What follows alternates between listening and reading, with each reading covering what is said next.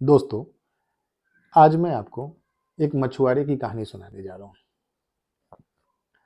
मछुआरा मछली पकड़ने के लिए जिन सामग्री को लेकर जाता है नदी किनारे या तालाब किनारे, उन सामग्रियों में अगर ध्यान से आप देखें तो एक जाल होता है, मछली के लिए खुराक होता है और एक टोकरी होता है जिसमें कि वो मछली को रखेगा। वह क्या करता है, तालाब किनारे गया, जाल में दाने डालता है और उस पूरे जाल को तालाब में या नदी में फेंक देता है। नदी में या तालाब में डालने के बाद जाल को वह थोड़ी देर वहां शांति से बिना किसी हलचल के बैठा रहता है और उसका पूरा ध्यान, कंप्लीट कंसंट्रेशन मछलियों के हलचल पर और जाल के भारीपन पर टिका रहता है कि जाल कब भारी हो रहे हैं। उसे एहसास करता रहता है कि क्या मछलियां आई, यानी कि पूरी धैर्य के साथ प्लानिंग के तहत वह इंतजार करता है मछली के आने का, ताकि वो खाए और उस जाल में फंसे।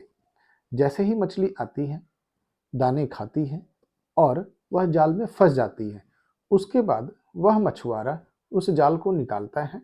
निकालने के बाद उसमें से मछलियों को निकालकर टोकरी में डालता है और चला जाता है। यह है कंप्लीट मछुआरे की कहानी। अब इसे हमें सीख क्या मिला, मोरल क्या इसे हमें ज्ञान मिला? एक मछुआरे को मछली पकड़ना है, यानी कि अगर हमें अपने जीवन में किसी भी टारगेट को पूरा करना है तो हमें उस टारगेट के लिए किस किस सामान की ज़रूरत है, इंग्रेडिएंट्स की ज़रूरत है, किस किस चीज़ों की ज़रूरत है, हमें ये पता होना चाहिए। और उन सारी चीज़ों को इकट्ठा करने के बाद, यानी कि ये एक स्ट्रेटजी का पार्ट है, उनको इकट्ठा करने के बाद हमें इम्प्लीमेंट करना चाहिए, यानी कंप्लीट स्ट्रेटजी बनाएंगे। स्ट्रेटजी बनाने के बाद उसे इम्प्लीमेंटेशन करेंगे, यानी कि जाल को नदी में फेंकेंगे या तालाब में फेंकेंगे और धैर्य से, पैसेंस के तहत हम वेट एंड वॉच करते हैं कि वह फल हमारे अनुकूल हो। और जैसे ही फल हमारे अनुकूल होता है, हम अपने फल को सुरक्षित ढंग से रखते हैं और उसका उपयोग करते हैं।